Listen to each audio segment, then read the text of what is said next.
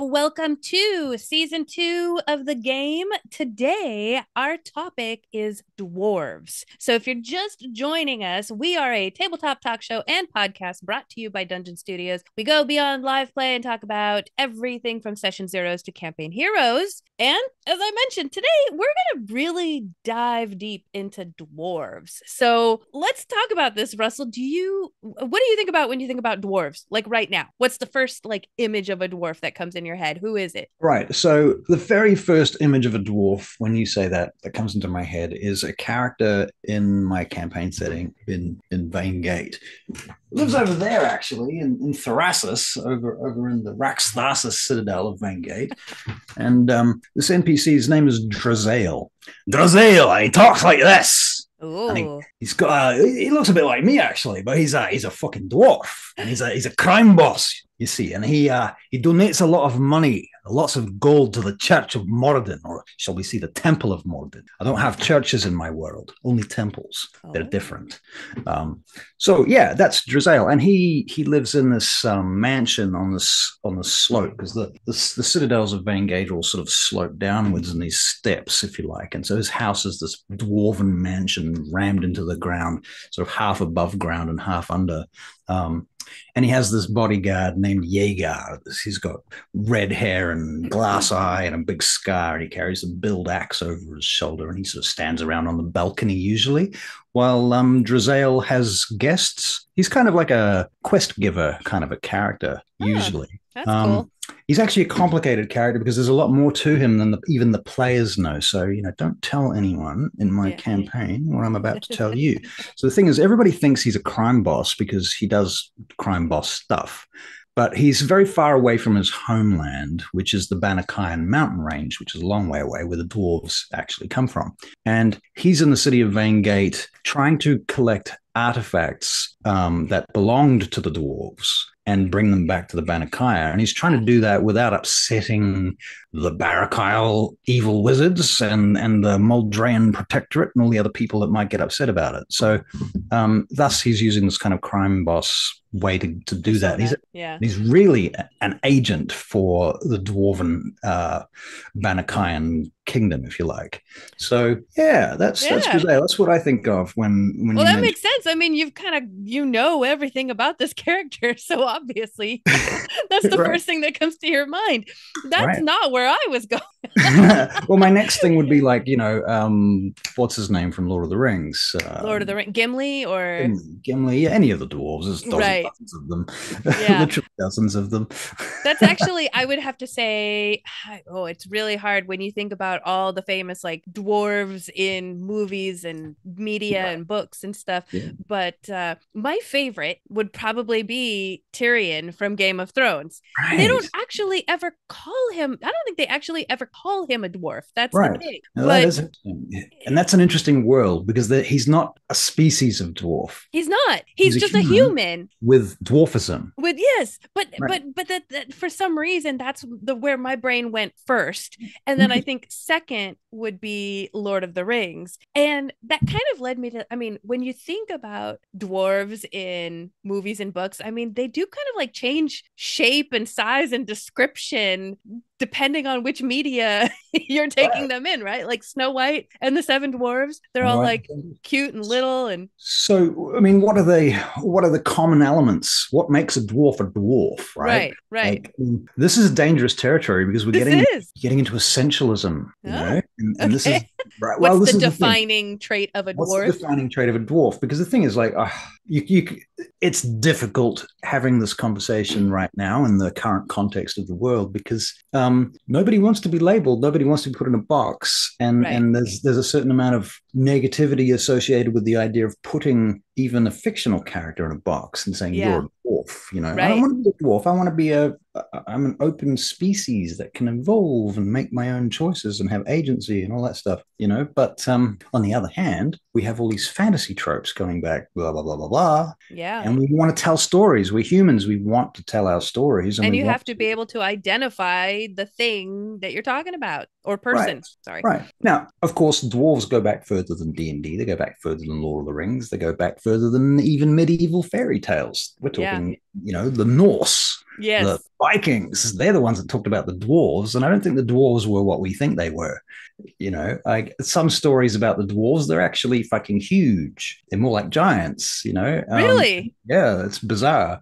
Uh, yeah, they're not necessarily little short people in the Norse sagas. They're not necessarily not little, But what is true is they live underground and they make stuff In the Norse in the Norse legends. tradition. Okay. Yeah, Yes. yeah. I Yeah. mean, alternatively, I was raised in Papua New Guinea, and I remember going out to a village and staying the night with some people in a grass hut one night, and we stood out on the edge of the river, and one of the boys that I was with pointed up to the trees, and he said the dwarves live up there, and I was like, wow, what? What? And, In and the I have no trees? idea. I have no Yeah. idea what he was really talking about and what his image, or what was his perspective or perception of that. But Yeah. he's talking about some kind of spiritual fairy folk, Interesting.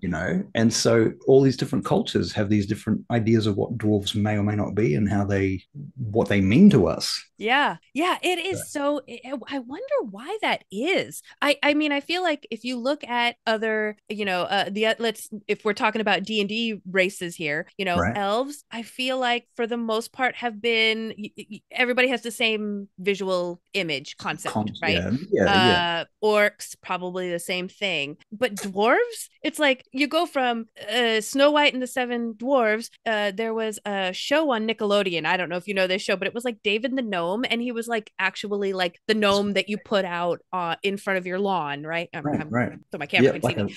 a garden gnome. A garden gnome, and then Right. there's which is funny because I call him a gnome, but Well, I was uh, about to say, I mean, this is the other thing. You've got dwarves and gnomes. What the fuck? yeah, Why yeah, are they different? And then there's halflings. yeah. There's well, I think there was a reason for halflings, but And well, I can't think we can what get that into was. that. Right.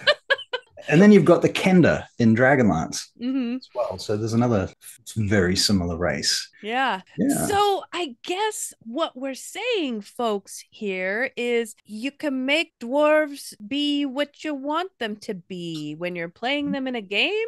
Imagine. That's crazy. I But think look, that's what we're saying. I'm going to add one thing to that. I'm going to Yeah. say you should play. You can play your dwarves however you want to play them. No, that's not what I'm trying to say. You should play your dwarves how your DM wants you to play them. I'm kidding. That was Oh a long man. setup for a bad joke. I'm sorry. Yeah, no, that's fine. But yeah, let's just kind of bring this home for some folks who maybe have no idea what other types of dwarves are out there, or Mm. at least in media, right? So we've got the Lord of the Rings. Yep. There was Gimli in the Lord of the Rings, but then there was the prequel set, Right, the Hobbit the books. Yeah, Hobbit books, you've and got there like was there's like 12 Thorin. of them turn up at his Yeah, doorstep at the beginning. So the all of them. Thorin, there's Yeah, like 9 of them or something. So I something can't like that. remember how many there are. Oh, probably But 7. did you watch the Rings of Power? Have you watched that show yet? Yes, yes, yes, I did. Okay. I love the shit out of it, and lots of people didn't, and they can go fuck themselves. I liked it too. I really liked it too. And maybe it's because, I love watching world building aspects. And so Mm, one of the things I yeah, saw in that show that I didn't see in the movies is female dwarves being represented and with beards, which right. I thought was really great to see. Right. Yeah. Yeah. I mean, as a DM, I like to give players a choice as to whether their character's male or female, whether they've got beards or not, Yeah. And in fact, my wife's playing a gnome at the moment in one of my campaigns who is a non-binary gnome. Yeah. That's cool. So that's pretty cool. Yeah. Yeah. So you So I can, just really liked that representation. I wanted to call that out. yeah. Yeah, we've already talked about Snow White. I guess there's dwarves in Discworld. I never read it. There So are, there are. I mean, yeah. I mean, there's dwarves and so many. I mean, obviously, all the D&D worlds have pretty much got dwarves in them. I can't think of any that don't. Actually, right. they're one of the most common stock standard character types, Yeah. and because they're not proprietary to D&D. You get them in all other games as well. So many other games. That's true. You're right. Right. But even within D&D, there's so much variation because you've got your mountain dwarves and you've got your gully dwarf, The your hill hill dwarves. dwarves, I mean, the gully dwarf, Durgar. right, Durigar or Dwagar. I call them Dwagar, but I'm probably wrong. I have no idea either. No, I You can just do know make how up to a say, word and call it a dwarf. mm, Exactly. I started with some assistance from dear Avery.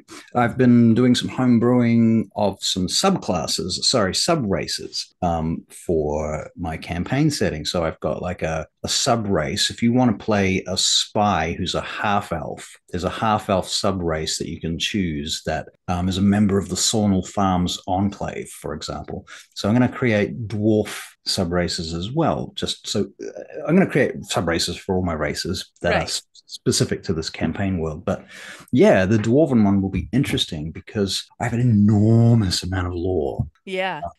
Yeah, it's huge. I mean, I don't know if I've got all this stuff here that I want to talk about, but I don't have to talk about it. Feel free. I want to make sure I'll just tell you to shut up when I'm ready. All right, tell me to shut up when you're ready. So I'm going to give you my take on dwarves in my world until you tell me to shut up. All right. Okay. So the place that the dwarves come from in Sidariel is the Banakayan Kingdom, or Banakaya is the name of the mountain range that pretty much splits the world from one side to the other. So they do come from a mountain. Right. You got elves and humans on the one side of the mountain range, and you got the Orcan Empire on the other side of the mountain ranges, and the mountain ranges sort of divide the world largely. And the thing about the dwarves in this world is that they're cursed. They're cursed with infertility, and they have most of their newborns are born stone, like made of stone. Oh. So like an embryo of stone. And so over time, their population has been declining. So what they did, they started off with 7 cities. They had Kinhold, Uthdarkhold, Mordip Keep, Beranar Fane, Dumboran, Ragnangar Keep, and Vartorum. Those were their 7 cities that stretched out across the Banakayan ranges from one end of the ranges to the other, all underground and separated by hundreds of miles between them through the Underdark.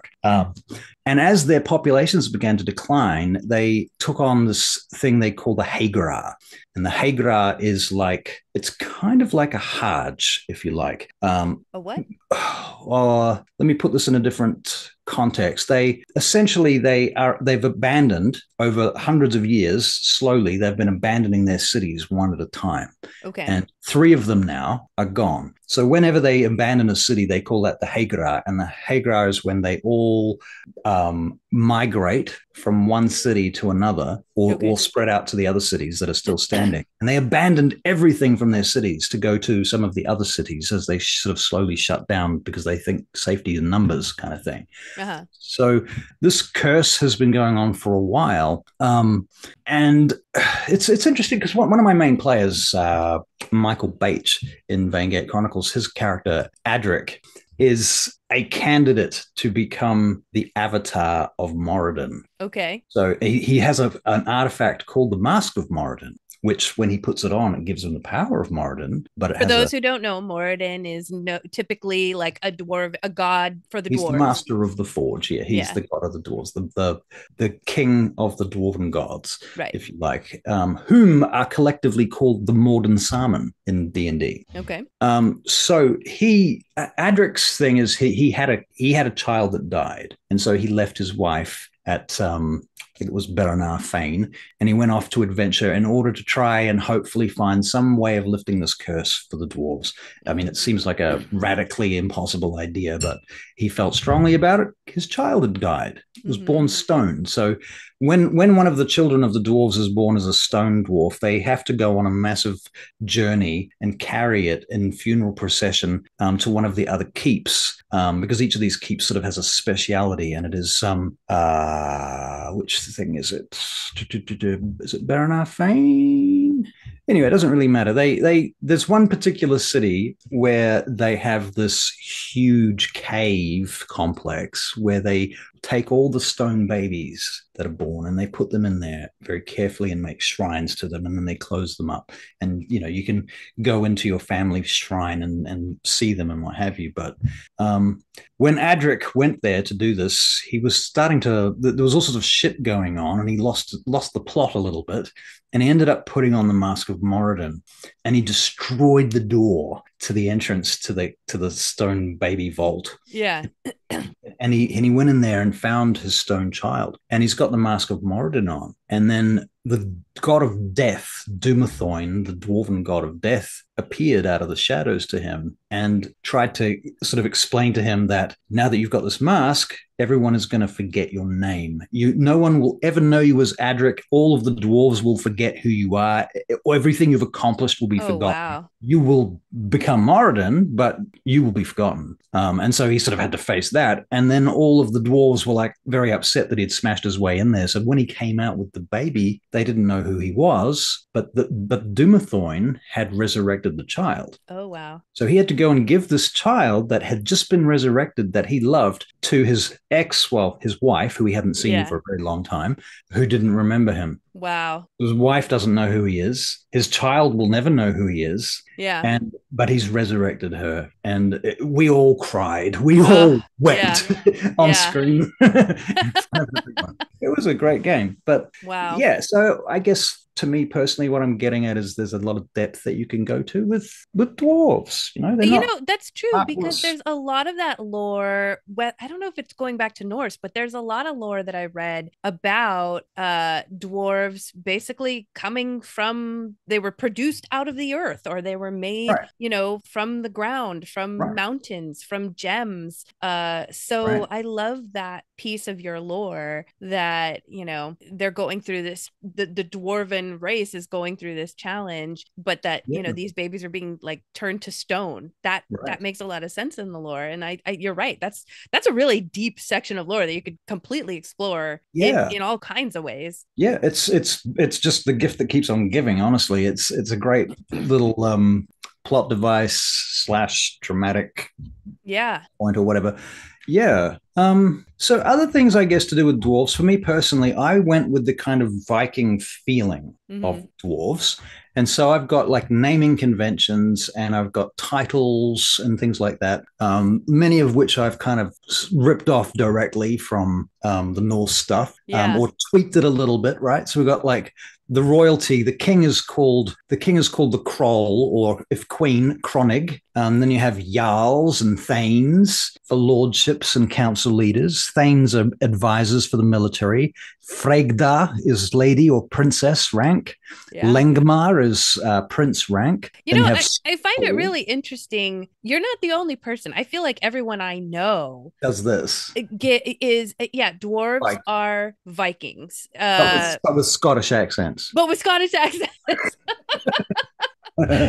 that's great though. That's awesome. It's very Eurocentric, but I don't have a lot of other sources to draw to pull from. So, and this has been what dwarves are to me for my whole lifetime. So to play a dwarf, why would I want to play a dwarf? Because I want to play a dwarf that I know, because I've seen dwarves. Otherwise, I'm playing something that's new that I don't know. Why would I want to do that? I would have to invent a reason. So I'm making my dwarves how I feel they should be. No, nothing wrong with that at all. Right. I honestly, I have thought about this a lot since we've been preparing to do the show for dwarves, and thinking, why don't people play dwarves with like a Western accent or so? And it's like, because it would feel strange, because everyone has been immersed in the idea that this is how dwarves are, and it's really hard to challenge that when that's all you know. I've just clicked on something that Mr. Baker said a couple of weeks ago about Eberron. And I mean, basically what I was thinking. For those of you who haven't seen, we interviewed Keith Baker and asked questions about the Eberron setting. I will put the link up here somewhere. Okay. And I'm going to be running Eberron, so if you're interested in being in a pay-to-play game of Eberron, hit me up. I'm looking for players.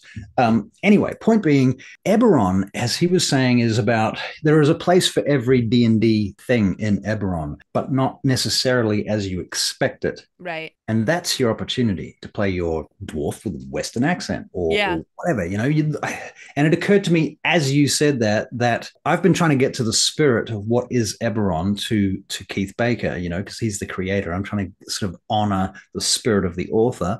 And this idea that there is a place for everything, but not necessarily as you might expect it, strongly suggests that actually Eberron is the perfect environment for really pushing the boundaries, testing stuff, playing what we call an acting, playing against. The type, yeah. Playing against type, for example. You can play against emotions too, but you can play against type. And that's what we're talking about here. And so playing a dwarf that's not got a Scottish accent, isn't a forge master. Yeah. You could have a dwarf that, I don't know, think of a dwarf, cook could be a thing, but that's a bit too cliche too.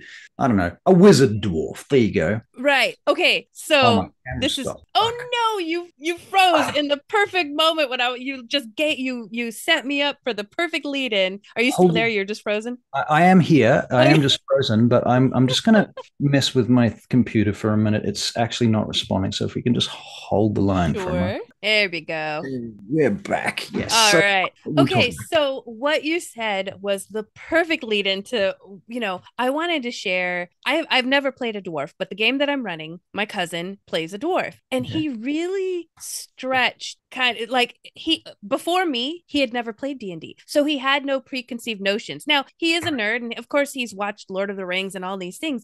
So I was really shocked when he came to me with his dwarf concept, which was that he's a cleric. He's a hill dwarf cleric, right? But he chose a god that's all about like nature and ocean and storms and stuff. And I'm like, you're a hill dwarf.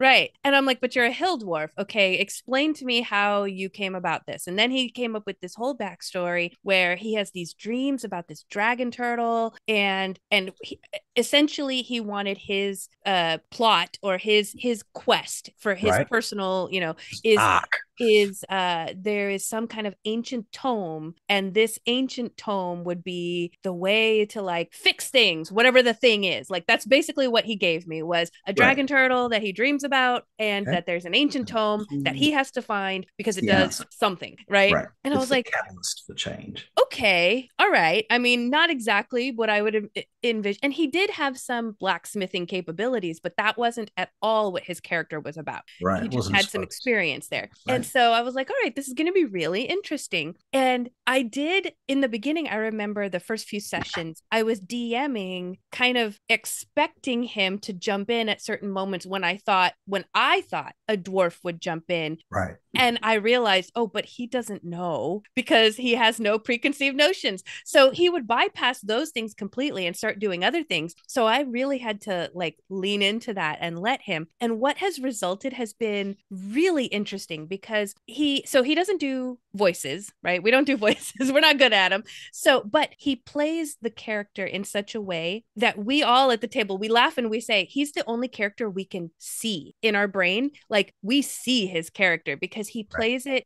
He plays his character to be this like super devout, will like kind of like that guy from the D&D movie where he's like, I'm going to do this thing because my God told me to, whether or not it makes sense. Right. And he's also very, I don't know how to his faith. He's got his faith, but also like he thinks that by putting a corncob pipe in his mouth, he is now disguised and no one can recognize him. Like he kind of does that kind of stuff too. He's just like sort of socially dense, I guess. Right. Doesn't understand social interactions. And it has just been such a joy to DM for him and watch this character unfold. And, I had to find a way to throw in this dragon turtle in this book, which I did. And it essentially has led his character down this path of like, he's really leaning into like the ocean and storms and lightning as like, that's his thing. Right. And it is it has just been so interesting. I'm like, we're not talking about rocks. We're not talking about mountains. We're not talking about gems. It's all about the storm within him kind of a thing. Right. It's so cool.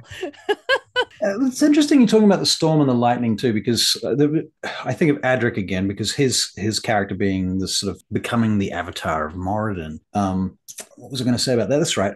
In my world, the dwarves have this really strong connection to the now mostly extinct Ostorian Empire, the giants, right? Mm-hmm. For whatever reason, the dwarves they really vibe with the giants, despite the fact that one of them is really small and the others are really big. They have this sort of spiritual connection to all of the giant lore and writing and the gods of the giants and all of that stuff. And in my world, In my game, I try to create a situation where rather than Moradin being this god that's over here and he's the dwarven god, and then you've got Corellon the Rathian, who's the elven god, and you've got all these different gods who all kind of are the father of their own pantheon and the Right. mothers and so on of each pantheon.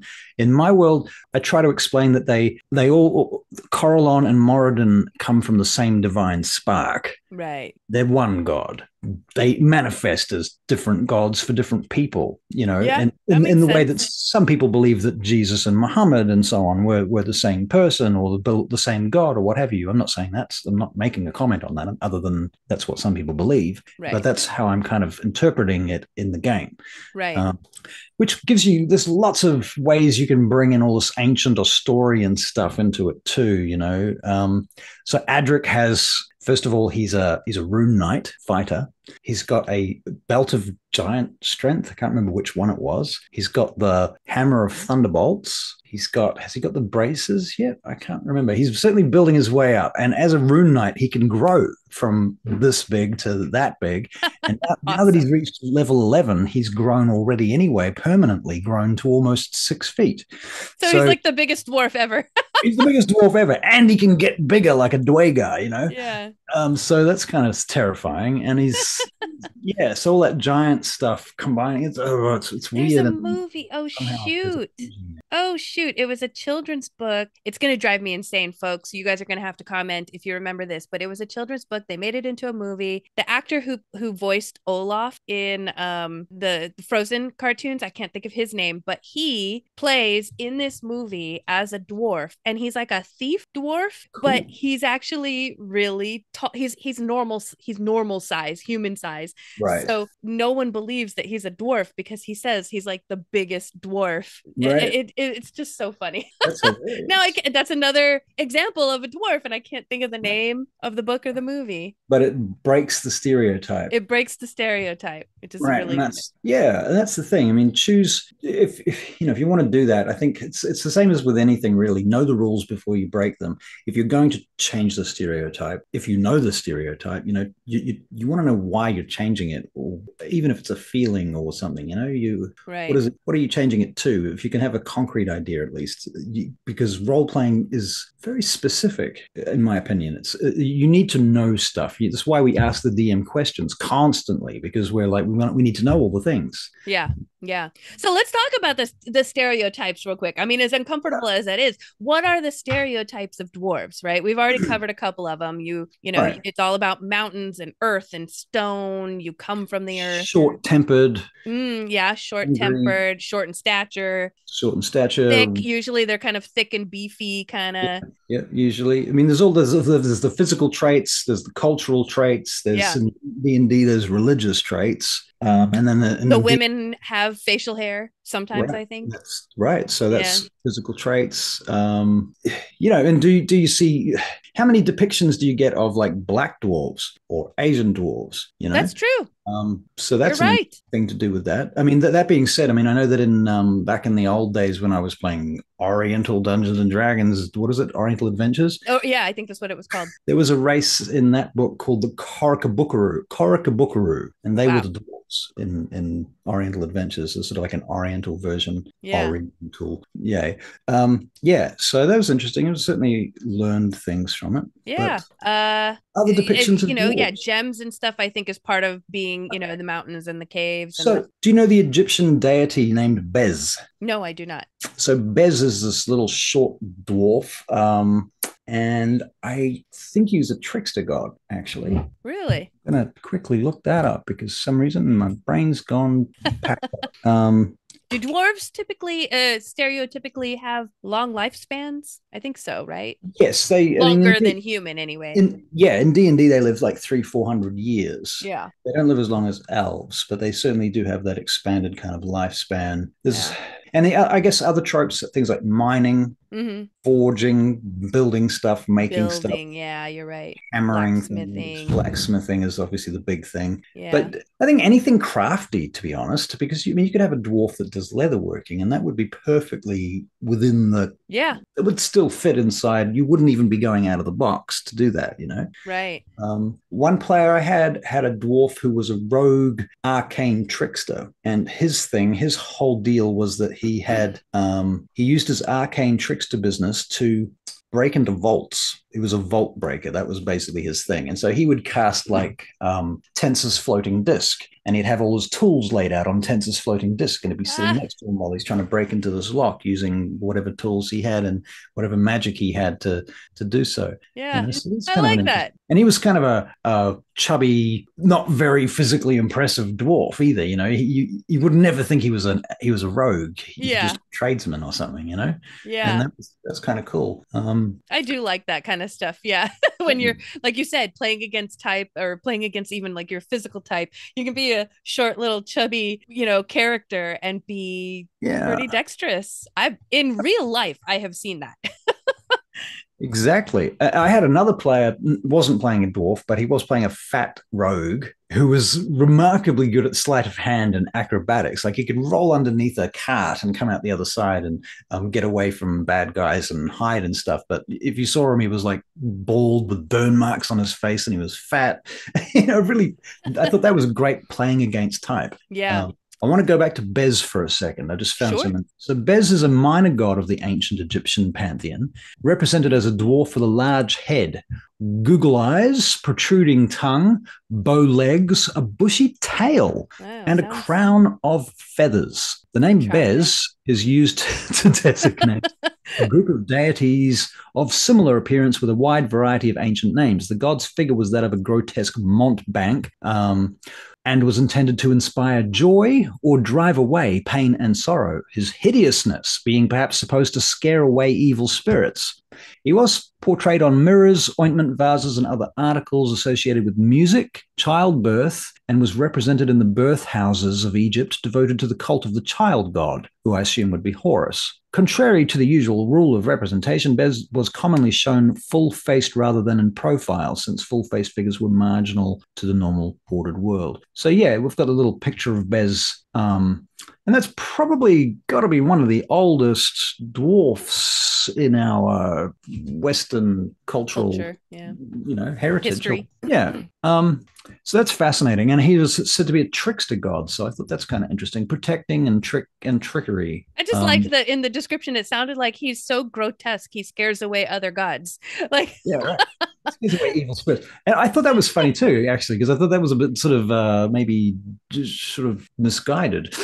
Yeah.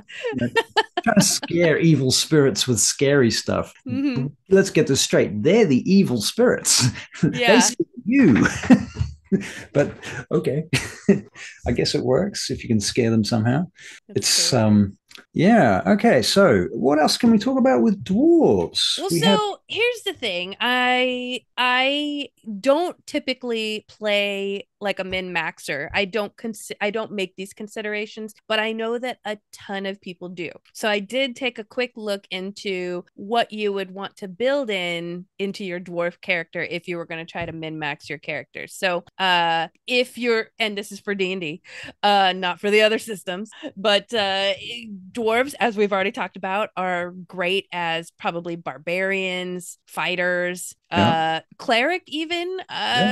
They seem to be great. They make great clerics, actually. Yeah. So those are the three classes that I found that would be great for dwarves. I think a dwarven ranger would be quite cool. Yeah. Especially like if you took like Gloomstalker. Okay. For example, because that's the Underdark ranger subclass. Yeah, I guess you could if you did like, because rangers you can go what's the word I'm thinking of? Ranged fighting or melee fighting. And I think because of the racial bonuses, you get like strength and con. So you could, if you built your ranger to be more of a melee fighter, then you could lean into those bonuses. Yeah. Yeah, for sure. I mean, you're not going to get int bonuses as a dwarf generally. I mean, bearing in mind all of this has changed, we have Tasha's Cauldron of This is Everything. true. Yeah. And you can, in fact, do what you want. You can make your dwarf tall and weak and super smart. In fact, they might as well be Merlin. Yeah. But hey, and this is where it gets interesting to me, because if we're going to do this thing where we're going to cover the races in D&D,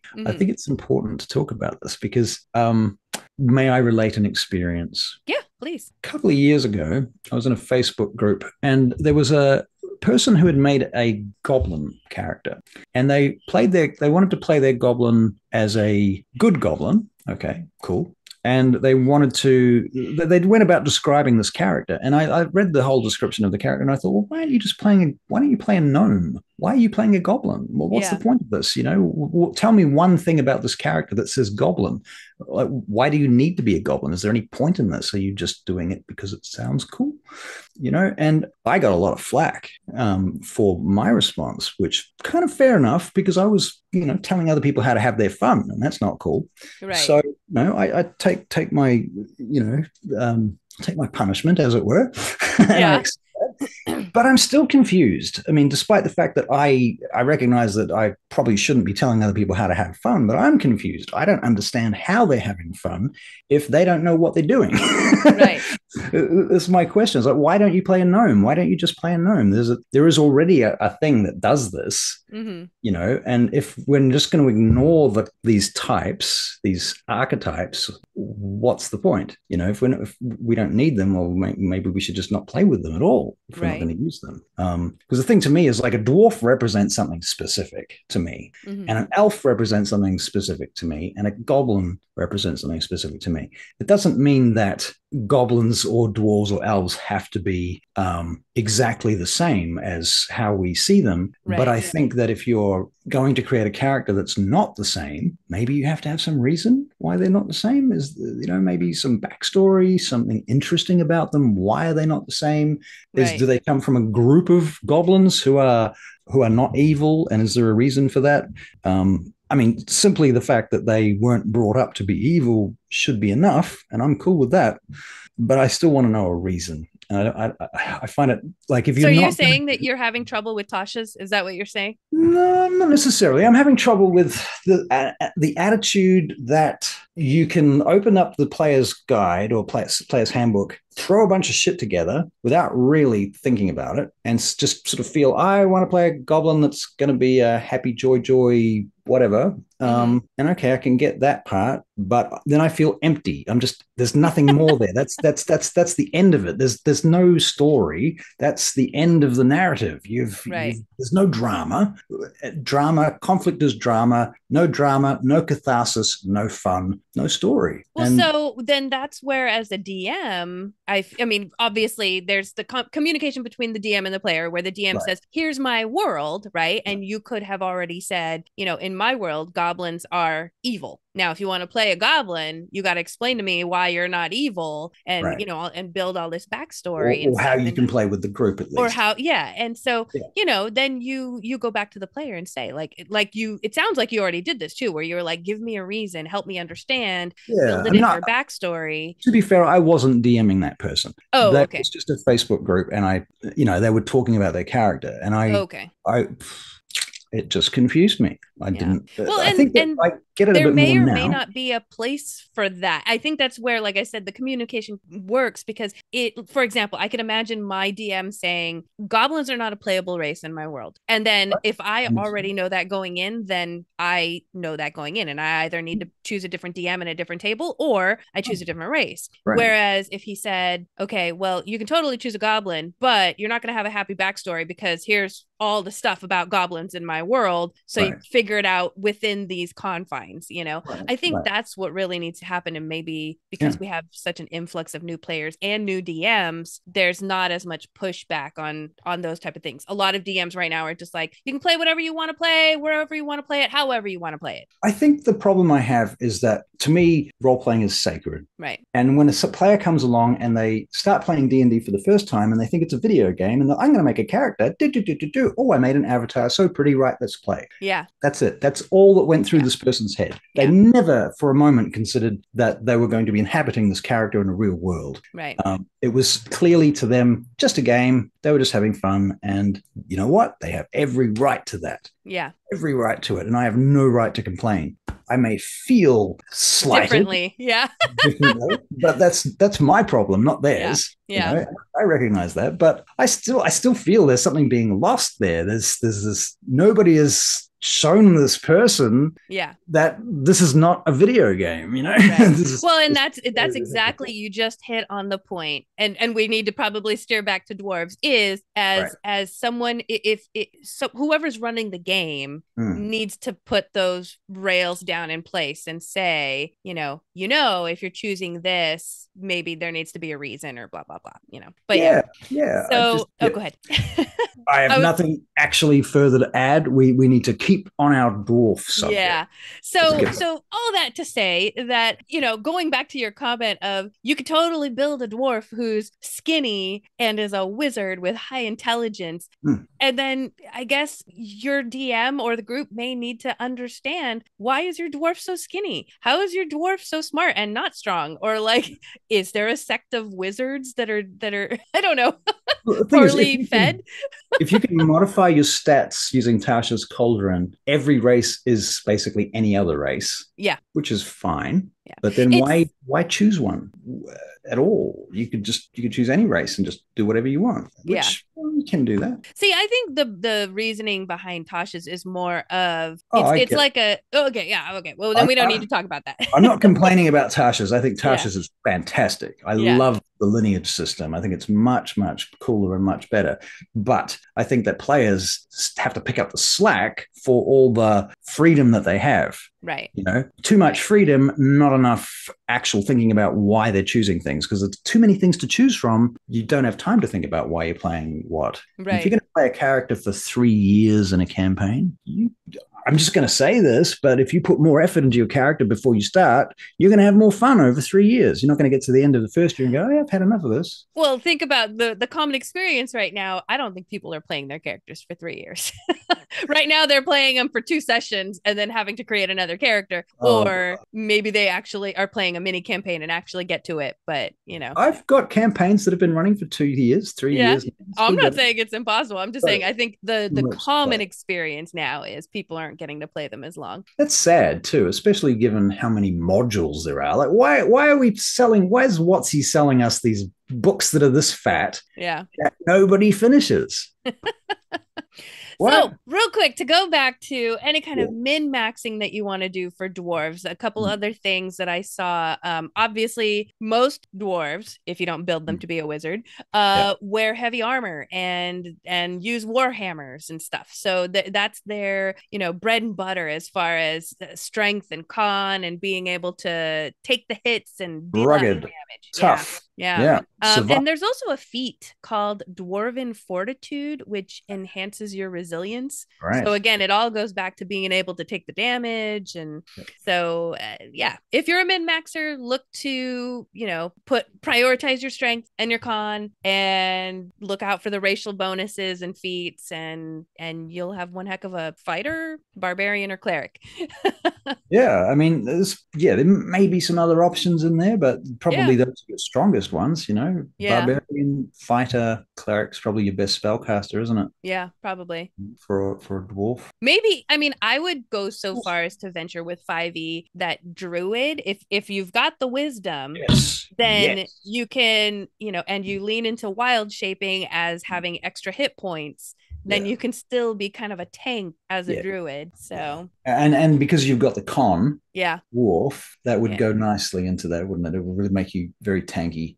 So that's another option. So you know what, since we were talking about Tasha's, I did put in some information here about what we know for dwarves that's going to be coming up, right, in the 1D&D or whatever the next edition is that's coming up, right? One of them is, I think we kind of touched on this, floating ability scores or floating ability score increases. So I'm just going to read this here, meaning that an orc, elf, or gnome receives bonuses to an ability score instead of being locked into certain choices. So this basically sidesteps all the assumptions that you would want to have an ability bonus in, your strength or your con just because you're a dwarf, that kind of Right. a thing, so now you can kind of have this floating ability score and apply it to wherever you need to apply it to.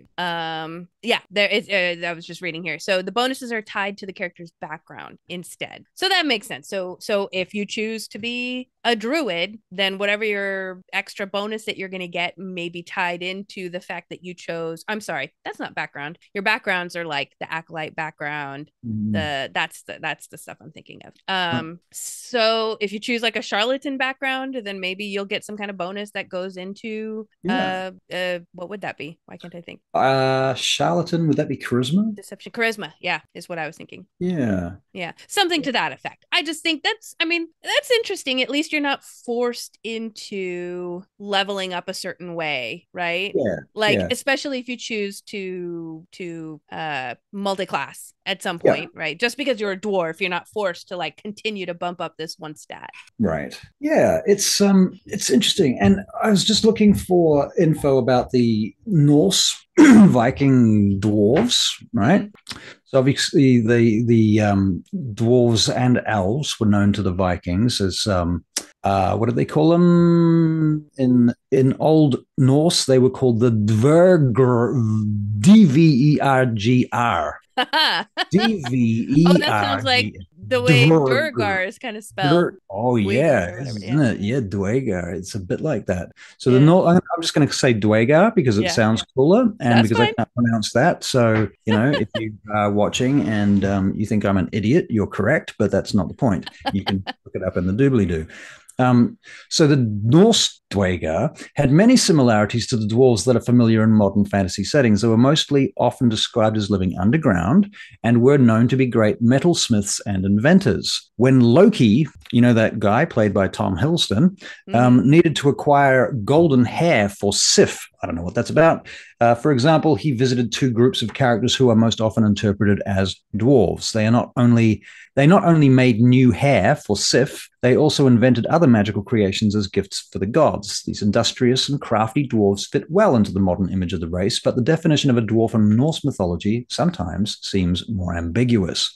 For example, one group of dwarves mentioned in the same story are the sons of Ivaldi, who is elsewhere called the father of Idun. Idun, the goddess of youth, is usually called an elf instead of a dwarf. Many dwarves in the stories are villainous characters. Kvasir, for example, was murdered by two dwarves who brewed his blood into the mead of poetry after he was invited to their home as a guest. In another legend, a dwarf called Alvis, that's not Elvis Presley, Alviss, seeks to marry Thor's daughter. The god keeps him engaged in conversation until the sun rises, at which point Alvis is turned to stone. Mm-hmm. So there's that That stone. sounds like Lord of the Rings right there.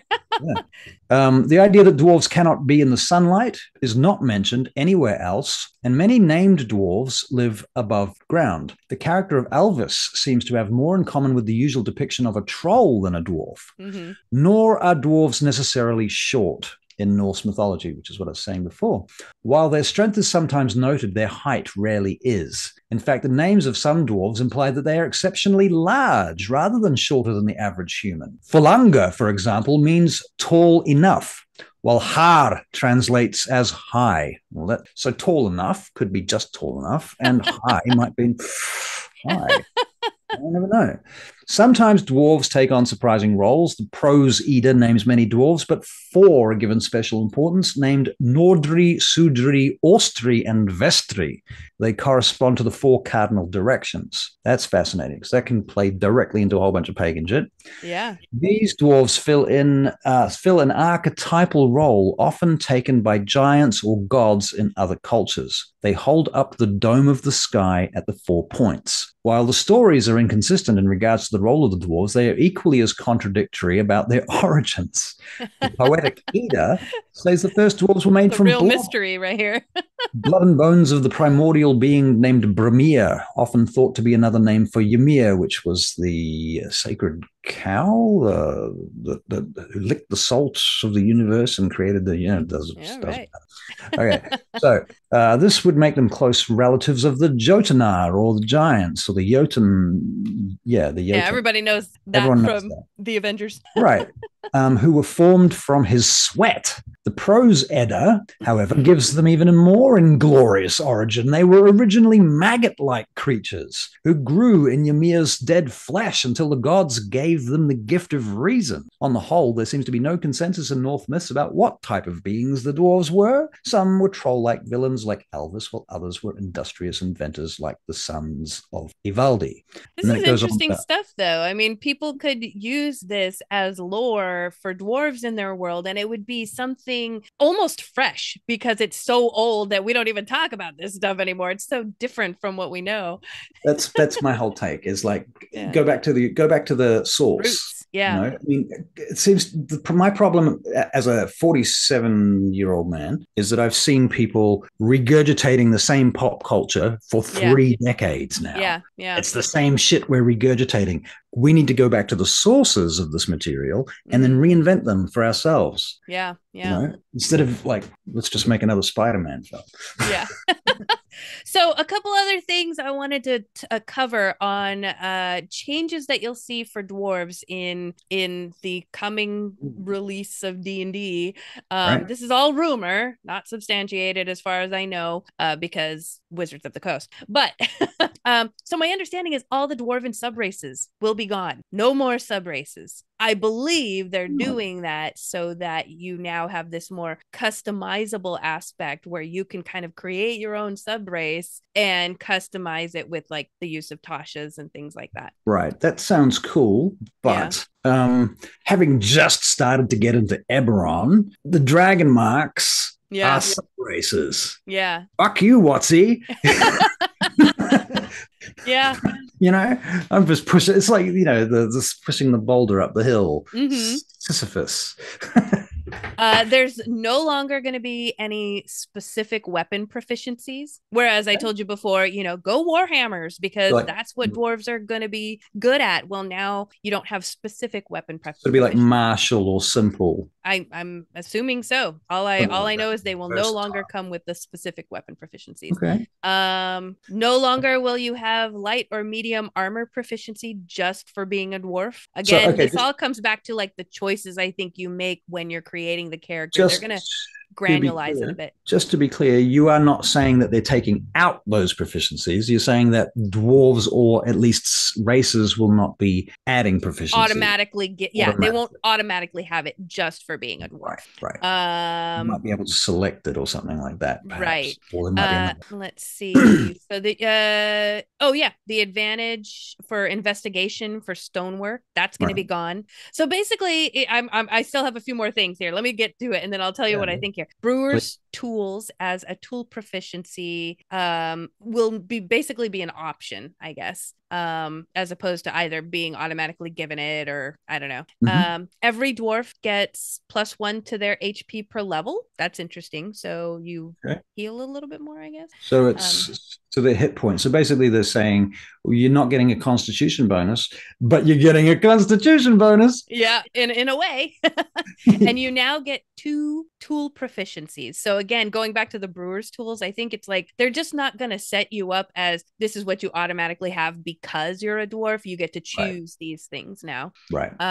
Stone cunning, bonus action to give yourself tremor sense as long as you're using it on a stone surface. I find that to be interesting. That's cool. I mean, I really like these changes overall. I mean, I find that it's confusing because we've been this way, but that's fine. We can change. But I like that they're letting you keep stone cunning in a way, though. You know, like they're still kind of hearkening back to the roots of dwarves in D&D, but not making it. Dwarves used to be able to, in the original editions, I remember now, they could spot secret doors and sense, secret doors. They could tell if a floor was not level. Yeah. And we, of course, never hardly ever talk about that now. Yeah. Because it used to be that if you went down in a dungeon, the deeper you went, the worse it got. Oh, yeah. So the level 2 monsters were always going to be harder than the level 1 monsters. If you went down to level 2 and you didn't know you were at level 2 because you went down a very slow corridor that slowly ramped down to level 2, you wouldn't realize. But if you were you'd be like, yeah, I know these things. I know what's going on. So yeah, those are pretty much the main changes that I hear about for dwarves coming up. All of it is based on, letting you kind of customize your character a little bit more and their history, and which I kind of liked. Again, we keep bringing up this Keith Baker episode, but that's what I liked about Eberron, is that, just because you're a dwarf doesn't mean Dwarven. What if you're a dwarf that was raised in a different society completely? So I do also like the fact that just because you're a dwarf, you don't have these certain set of skills, not necessarily. Some of it makes sense, but some of it doesn't. Like I was trying to think of an example. Like, I am the only person in my family that's half Filipino, so even though I wasn't raised with like daily speaking Tagalog or something, like I can walk into a room with my family members and I can pick out very important keywords and know what they're talking about without being fluent, so there are some things that make sense that you automatically have because of your exposure or because you were born with it, and other things that don't. Well, it's it's nature versus nurture, isn't it? That's